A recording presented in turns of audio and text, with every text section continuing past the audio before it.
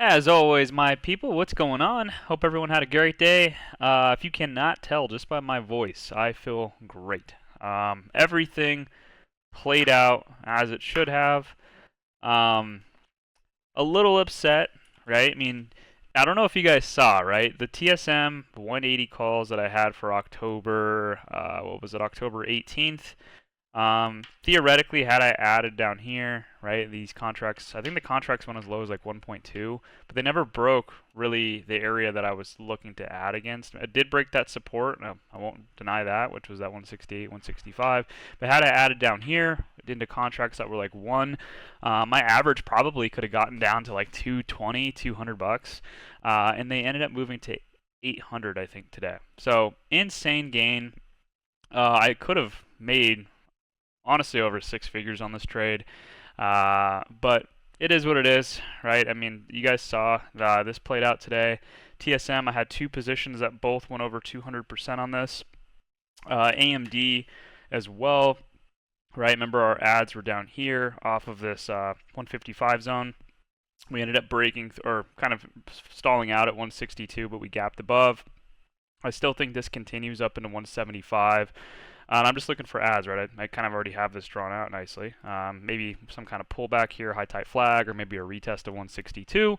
And I'll be looking to add this again and kind of roll. But this ended up going, I think, like 70 to 90%. I trimmed almost all of that. I only have a contract left, so I mean, we'll see if I can get the pullback ad.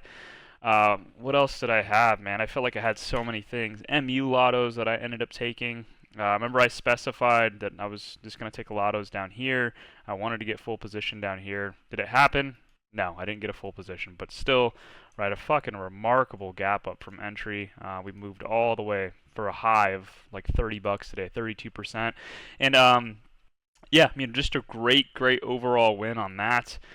Shop today, still doing extremely well. This looks strong, kind of holding here at the highs of this gap at 77. If it can pull back, obviously I would like to get some more size on those as well. But this overall is like 50% or so. QQQ guys, we swung this as well. Remember I took them right here right into the close. Actually, we had this hourly kind of flag. Remember, like right around here. I don't remember. I don't really trade flags like that, but we just had a tight compression against this old lower high here, this trend line. If I just kind of pull it across, you guys will see it's this green line, right? Kind of just very nicely placed right above that. Low diminishing volume, low spread. And then we got a big pop all the way to 493, right? We ended up getting a huge move on that. Those contracts went 70%. I think this is one of the best days I've ever had in terms of multiple positions going extreme percents. Like I said, 200%, 200%. I had a or I think MU was like 400%. Shop 50%, QQQ 70%. Only drawdown really right now is crowd. But I just wanted to kind of go over this really quickly. And there's no better feeling than like having a trade plan, having people doubt you, seeing sentiment kind of go against what you think is going to happen, and then it does exactly what you think, right? It gives you like a nice ego boost and kind of reaffirms that you know what you're doing. And like I said, guys, I mean, I post everything I do. I was able to net about 25,000 today. Is it what I wanted to get? No, right? I mean, like I said, I should have made over six figures on this. At the very least, I could have pulled like 60 to 90,000 if I didn't trim on TSM. But after that initial loss, I definitely had to do something in terms of taking profits and mitigating as much as I could, right? But overall, fantastic move. And now this is the hard part, right? Time to move on. These charts are done. TSM, like I said last night, is off the list, and this is kind of what I have now with QQQ, MU, Shop, Crowd, AMD being primary focuses, and then secondary focuses are INTC and FSLR. So let's just jump into some fresh charts. I have obviously these are going to change as well. I still kind of want to add Tesla on here for a potential pullback candidate onto this kind of back here, right? So if we can get something like this, I think this is a decent candidate. Remember, we have that event coming up here on the 10th of October, maybe the 8th. I don't remember the exact date. So it's getting a little risky, but I want to start with some of these names here, right? INTC, FSLR, AMD, Crowd, Shop. and then MU. I just want to talk about them briefly, kind of what I'm looking at, because I do think that these aren't done, right? I think MU specifically, Shop specifically, Crowd, and AMD have plenty of room to go. Intel, ton of room, but I do want to take that as a share focus. And FSLR is going to be we'll just see. This could be just something that plays out tomorrow with PCE, but it could be a multi-day mover over the next week or two. So let's jump into these really quickly. So let's just start with AMD because this is one of the lagging semi names, and this still looks really good. And it pretty much broke through everything that I wanted. I just want to see a pullback and hold now, essentially of this lower high that kind of sent this down for the higher low. You can't ignore this spot. It's 162, right? And we are pushing to the top of this, not resistance, but technically it's our gap, right? And there's always going to be sellers that are trying to pin price underneath that. So like I said, and you guys have seen this multiple times, whether we get a high tight flag that ends up forming kind of like this, right, against the EMAs once those end up catching up, or we get a pullback that's a little bit deeper, right, and we end up getting that move that I had drawn out where we end up hitting here, pull back to hold 162, and then break into the gap, base, and then go. I still think this needs to stay on watch, and I'm going to do exactly what I did before, and hopefully you guys have kind of caught the system. I like to take longer dated calls to add into positions on trend, and then when it breaks through, right, key resistance levels and bases, I'll take profits, and then I like to use those profits and roll to shorter dated contracts to target the more aggressive kind of move, right? Especially once we chiseled through resistance, I think that once those are absorbed, you're able to kind of then size up, or not, I shouldn't say size up, but take more aggressive approaches, right? So this is going to be a big one, either for a 162 pullback or a high tight flag, like I said, against the EMAs, and we can take a look at those EMAs on the 921. We are kind of lagging, right? So this is giving signs that this could be kind of like a hangman or a spinning top against 169.80, which is that gap, and then we get that pullback, and everybody should welcome that, right? There should be nothing wrong with that. There's nothing more than I hate, and I don't hate it for like my reasons, but for you guys that will see stuff intraday, like 5, 15, hourly, and you guys will see a big meltdown, right, on the smaller time frame, and you're like, oh man, that thing looks terrible. Oh, this thing's dying, and then you take your eyes off of it, or you'll short it when the opportunity really is baked into the downside being an opportune time to buy calls, right? So that's what I'm really waiting for, is a pullback into 162 or a high tight flag. Just letting the EMAs catch up to this, because this is a pretty extensive move that we've seen against semis, or not against, but with semis across the board. And I don't think this really fizzles out till we get to like 177, 176, right? So this is going to be a big watch for me. I just wanted to see how it reacted today, just to see if we got the gap up or what ended up happening, but this is behaving pretty well. Okay, with MU, this was a huge win off of earnings, but very similar to Shop, right? We've talked about Shop and how this looks eerily similar, maybe not in the same sense of where support resistance is, but it does have a peg, right, where we ended up gapping above a lot of your resistance, which was pretty much back here, right? We gapped above that, we shot it, basically printed an inverted hammer, and then we continued through that spot to fill this gap. I don't think MU is exactly the same, but I think it's the same in the sense that we are now gapping above a lower high, a previous gap, which also acted as support, and then we were able to defend that today after earnings, right? That's always a good sign, is once earnings happen, do people take profit in masses, and are they able to protect that peg, that power earnings gap, or do they let it kind of sizzle back down into that and then collapse and fill the gap, right? This is obviously a huge gap. I mean, if we take it from here to here, right, this was disgusting. This was a 17, almost 20% move. I doubt they're going to give that back. And it held very nicely, right over the level, right over 108.78. We can just round that to like 108. So like I said, I'm waiting for contracts to kind of cool down. This was a good sign today that it kind of wicked below but closed back above. And a lot of that volume actually came from buyers trying to push this back above. So once again, just a couple days of like, I don't know, I would just say some rest against 108.78.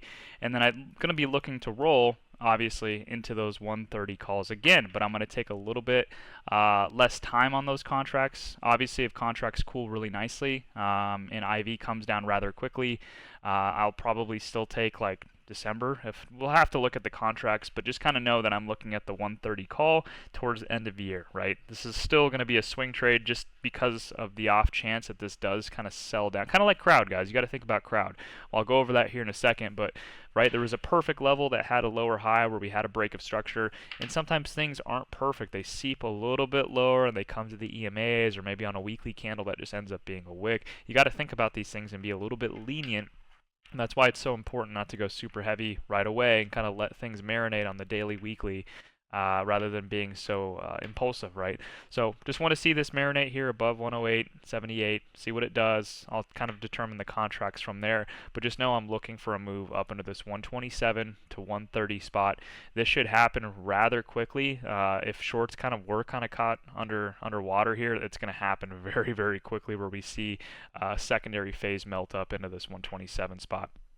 So really important here. You guys can even just see from like a weekly perspective, right? Lower high. This was our previous floor.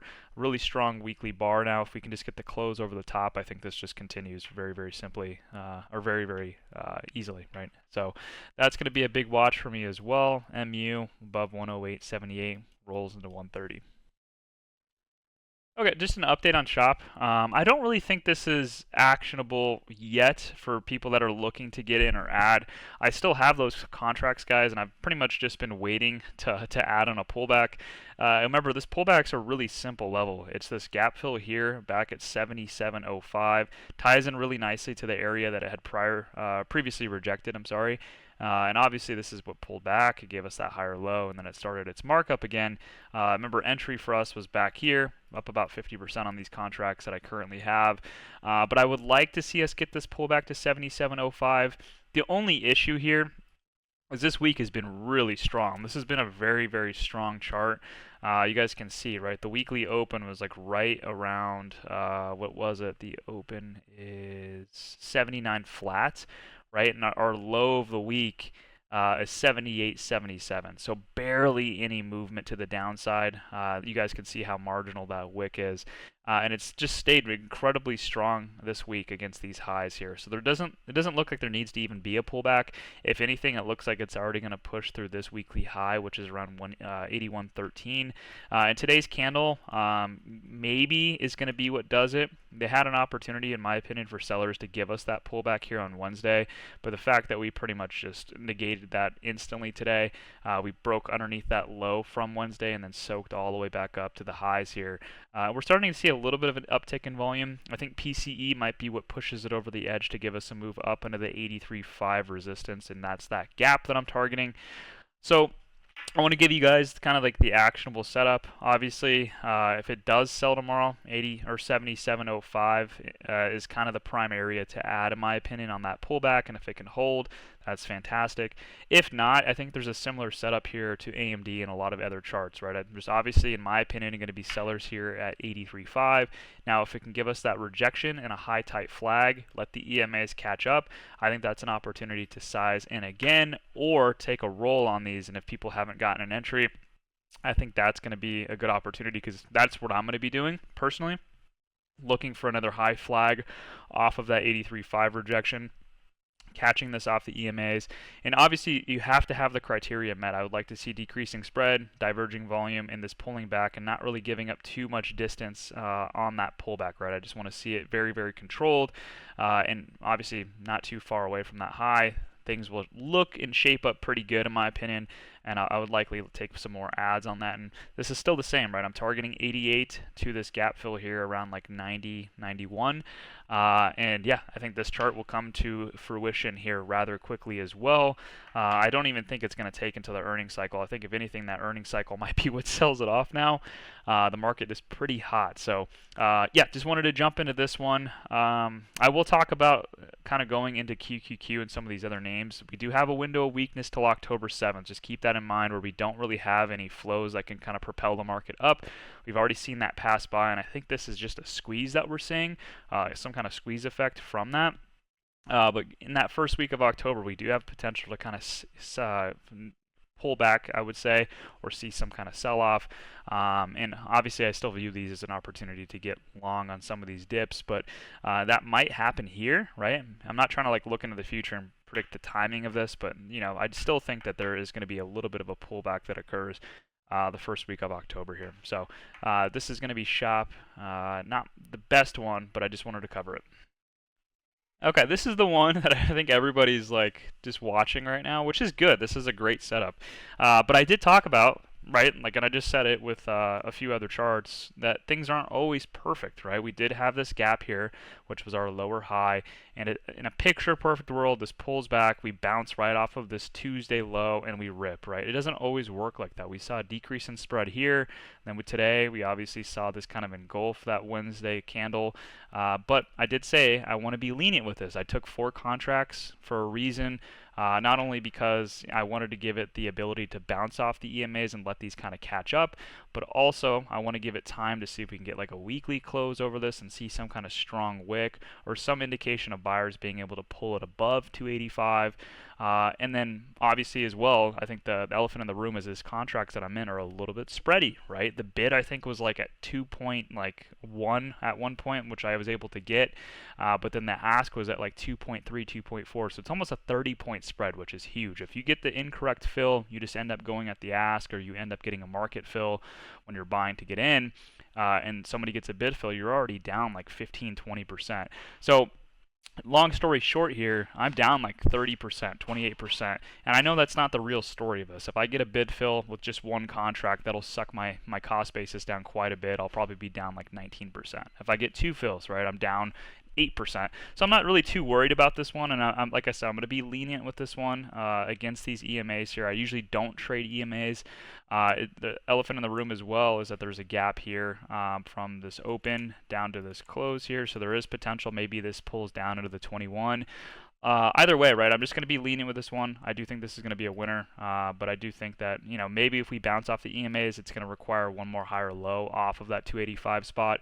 But really, this starts to confirm, and we'll know we're right based off these daily weekly closes. I think this is a pretty big one. PCE tomorrow might give us that push back above 285 to 290. And if it, obviously gives us that and we are able to pull back and hold the top of it around 290, 285, just in this general range, kind of like this right here. I think I might add one more time. Now that we've already kind of tested the EMAs, I think we should be good to go if we can just put in a higher low off 285, 290. And target right away, right, just to kind of give us that good feeling that we're in the right trade, is a clear harmonic break through 299.85. We could just round that to 300. Once it does that, and actually, I think let's just take the wick, right? So basically, yeah, we'll just say 300. I would like to see us break through that harmonically, maybe give us a pullback onto that, and then just continue its trajectory up to 316.75. 316.75, I would probably take a little bit of a trim on that, maybe half, 3/4, and then from there, obviously targeting 336 to 342. That's the sweet spot. I think that's what's really going to pay us. And just think about this, right? I mean, this is such a easy trade, in my opinion, for the potential to have almost a 64-point move, right? Nasty, nasty move. These contracts will do very, very well. With just the amount of delta and gamma that you're going to yield on these. And the risk is relatively low. It is a little bit subjective, and that's why I said I want to be lenient. I don't have like a clear stop in terms of a level. It's more so just EMA based, and ideally we claim back above 285.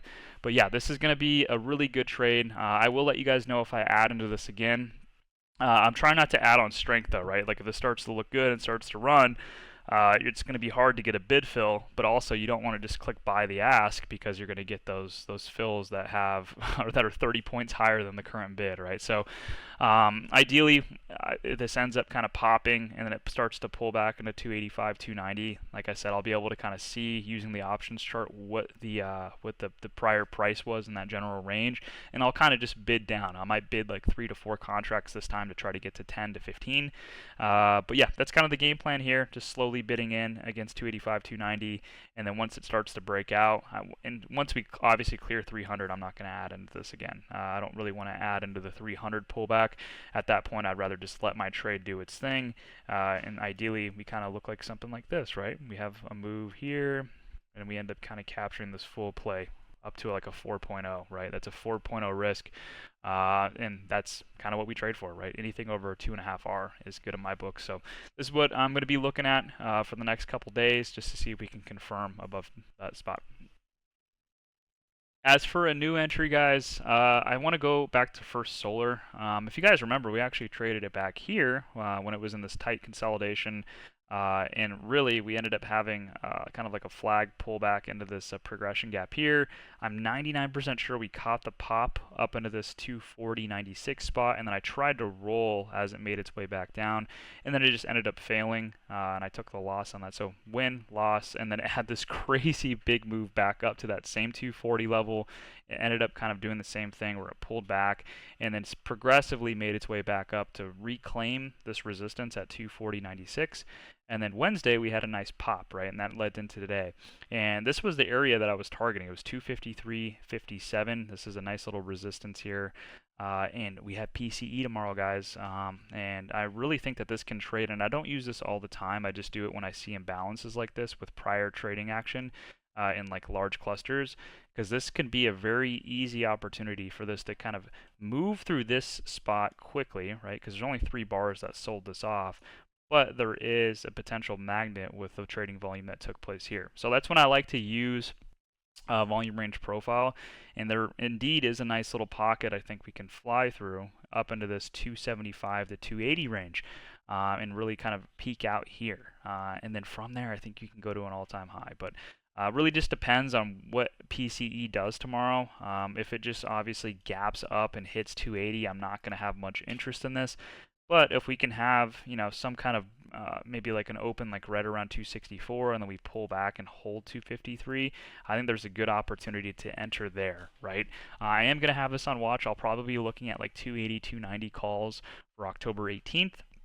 Maybe even stretch it out to the 300 call. If we can just trend and, obviously have some kind of, I would say, what am I trying to say? I can't think of the right word, guys. You guys know what I'm trying to say, right? Kind of like just a simple trend, right? We can trend above 253. Let's say we end up moving all the way up to this 280 and it looks decent. We can like kind of pull back here. I wouldn't mind taking calls again, right? And kind of just adding in on trends and being able to trade along with that and target 300, right? And I think this has an opportunity to go for that high there. But yeah, just want to see how this opens up tomorrow. I am going to be keeping my eyes on this very, very heavily. And then I was looking at INTC. This didn't happen today. Just kind of keep your eyes on this one. I'm still looking at this for this to get above 24.59 or pull back to 21.94.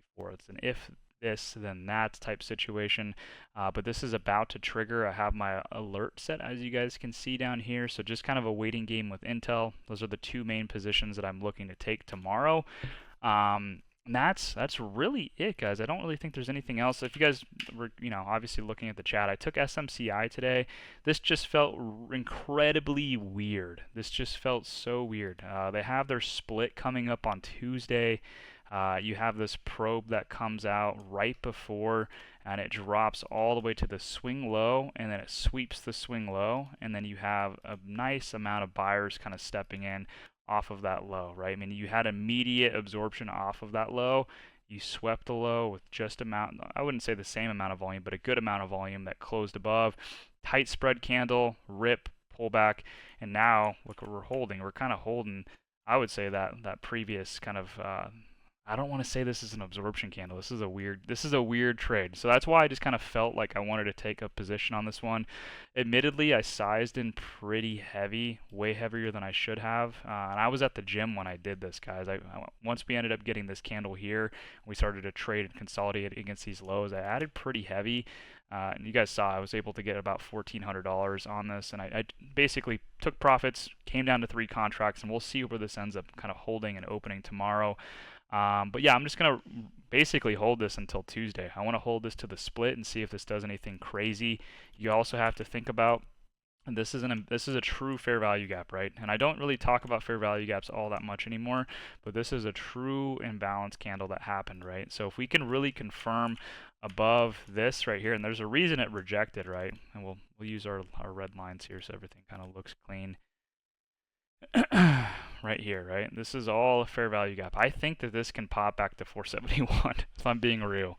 It got to do something like this where we flag here, pop, hold, and then start to just trend all the way up. But yeah, I think we can definitely have a nice move here going into that split and even post-split, which is why I grabbed the October 18th. Worst case scenario, right, we end up selling under 382. I would likely close out of this one, and there was someone in the chat today, Stonk Lee, he's been here forever. I had kind of the same level here, right? That this sells back down under 382. I think this can go to 357, which is this previous high before the major breakout that really sent SMCI onto the map. And dude, what better place to take calls, man? I really do think that this could be a good opportunity, even with some light size. And just kind of having that headline might have scared a lot of people off. A lot of people usually get fearful around that kind of stuff, and dude, those are some of your best trades, even if it's light size. So I felt like there was a good opportunity to get in this one. We'll see what we end up doing, but if we can get that pop, man, I mean, this is a nasty, nasty recovery. My average is right around the bottom of this white line. If we can get that move, man, up to that fair value gap, that's 83 bucks. That's 21% on the underlying. That'll be disgusting. So that's why I took that. If you guys were curious, and yeah, I mean, if you guys didn't want to stomach that, you guys didn't want to take it, it's not that big of a deal. Nobody's forcing you guys to do anything. So just saw an opportunity, seized it while I could. We'll see what ends up happening with that. But yeah, next week as well, let's just kind of talk about this. I did say, right, that first week of each month, there's really not any flows. It's usually 2 weeks after the OPEX. So this will go into October 7th, where we have no flows to be able to support the market. Doesn't mean things can't like consolidate, but there is an opportunity for the market to not be able to battle against any downside pressures, right? So what better week than our famous Fed Chair Powell, right, on Monday. I just saw that, but I was going to talk mainly about JOLTS as well as non-farm payrolls, right? We have non-farm payrolls and JOLTS next week. Typically during these weeks, we'll see an NWOG form, right? So maybe like a gap up on Monday. I don't want to get too far into that, but we typically see an NWOG and a distribution back into the NWOG, or we see an accumulation into that. Or again, I'm going to try to word this the right way. We see a gap up and a distribution back into the gap that's below it, or right, we'll end up seeing a gap down, an accumulation, and a mark back up to the gap above, right? So that was like a mouthful how to think about that one. But yeah, I think that we could see that window of weakness really take effect on the first week of October, and then obviously after that, I would be looking to buy the dip after that this October 6th week, right? So hopefully we see a sell-off next week. That would be nice to be able to kind of reset some of these charts and get in on some of these pullbacks that I've been waiting for. And I would just trade a little bit carefully next week. I would pay attention to the NWOG. I would be paying attention to, if you guys have treaty ticks, I would definitely be using that to be looking at the dark pool orders that come through at the end of each day or at the beginning of each day as well. They do pop up. I'll be looking at those pre-market prints.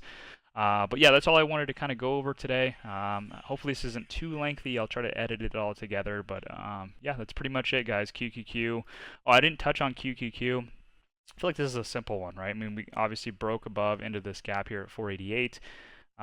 Pretty simple. I'll just like to see it kind of base here and then obviously mark up to 497.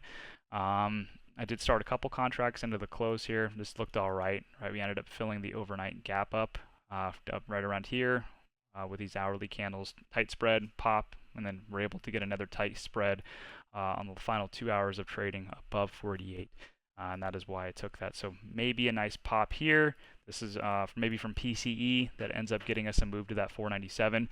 And then that trade will be done, right? And then I'll be able to kind of sit back and then really just watch the market next week and see if there's any some dips that look good. But that's pretty much it, guys. That's all I wanted to go over. Thank you once again.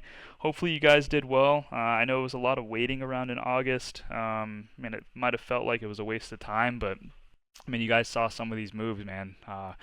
I made basically everything that I lost on TSM and then some, right? But had I not stopped out of that, guys, and had I just kind of stuck to my convictions on that, I would have made a whole year of trading in literally just by waiting in 2 trades over the period of 1 month. I think it was 20 days that it took for TSM to work out and some of the other trades. So there's a lot of power in being patient, and a lot of power in having conviction and just sticking to a few charts, and hopefully that proved it. A lot of the people that canceled, that didn't like what I was doing and wanted to get the dopamine rush of trading extremely volatile stuff and look at new stuff each day, they're all back. So it's kind of funny how it works. It is what it is, guys. But I'm always going to do what I feel is right for myself and my account. If you guys want to follow, it's up to you. Like I said, this is never financial advice. I just kind of log my trades and just talk, man. I like kind of going over this stuff and showing you guys the art of trading. So that's going to be it, guys. Love you guys. I'll see you guys tomorrow, bright and early.